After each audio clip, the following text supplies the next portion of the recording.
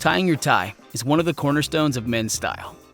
Knowing a few essential details will noticeably improve the way you execute your tie knot.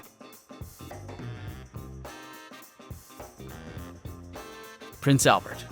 This knot is basically a double 4-in hand if you'd like to build a somewhat richer version of the model. It also uses a bit more length, which is good if you have a longer tie. Cross the wide end over the right, then back around the narrow end 1 lap. Repeat wrapping the wider end another lap around the narrow end. Finish the knot by tucking the wide end into the loop around the neck from below, then into the knot through both layers of the wrapped around tie. Tighten and adjust the knot. A necessity that applies to all tie knots is that you must tighten the knot properly when finishing it. A sloppily finished knot that loosely droops below the shirt collar is not what you want. The knot is to rest snugly against the collar stand and the top button.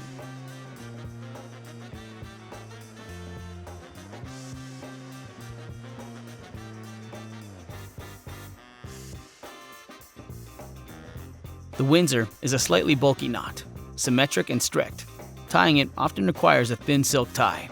Cross the wide end over to the right, then into the loop around the neck from below and up. Now fold it forward, down on the right, and loop around behind the narrow end. From the left side, you wrap the tie into the loop around the neck and back out again on the left side. Fold over the front of the knot, then into the loop around the neck from below and up. Finish by tucking into the knot and tighten snugly. Don't forget that it's also imperative that the size of your tie knot harmonizes with the size of your shirt collar. If you only learn one tie knot, the 4-in hand is the one.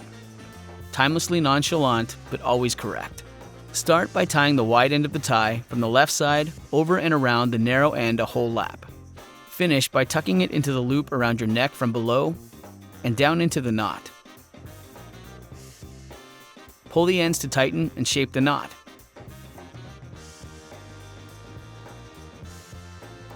Always make sure to form a dimple that makes the knot come alive.